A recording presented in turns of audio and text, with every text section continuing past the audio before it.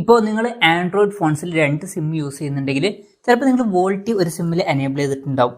VoLTE enable ചെയ്താൽ എന്താണെന്ന് വെച്ചാൽ LTE വഴി ആയിരിക്കും കോൾ പോവുക. അപ്പം അങ്ങനെ LTE വഴിയാണ് കോൾ പോകുന്നത് എന്നുണ്ടെങ്കിൽ സെയിം ടൈമിൽ നമുക്ക് ഫോണിൽ നെറ്റ് യൂസ് ചെയ്യണമെന്നുണ്ടെങ്കിൽ ആ ഒരു നെറ്റ് സെക്കൻഡ് സിമ്മിൽ നിന്ന് എടുക്കാവുന്നതാണ്. അപ്പം അതിന് വേണ്ടിയിട്ട് ഒരു സെറ്റിംഗ്സ് എനേബിൾ ചെയ്യണം.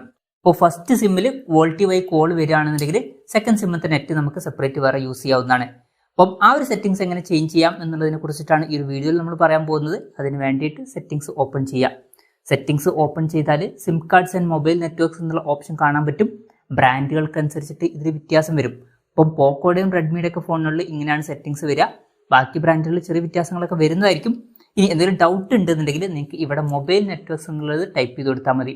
അപ്പോൾ മൊബൈൽ നെറ്റ്വർക്ക്സിൻ്റെ സെറ്റിംഗ്സ് വരുന്നതായിരിക്കും. അതിൽ ചിലപ്പം സിം കാർഡ്സ് എന്നുള്ളത് കൊടുത്തിട്ടുണ്ടാവില്ല. എന്തായാലും അത് സെലക്ട് ചെയ്യുക. സെലക്ട് ചെയ്ത് കഴിഞ്ഞാൽ ഇവിടെ നമുക്ക് ഒരു ഓപ്ഷൻ കാണാൻ പറ്റും, use mobile data during VoLTE calls on second SIM.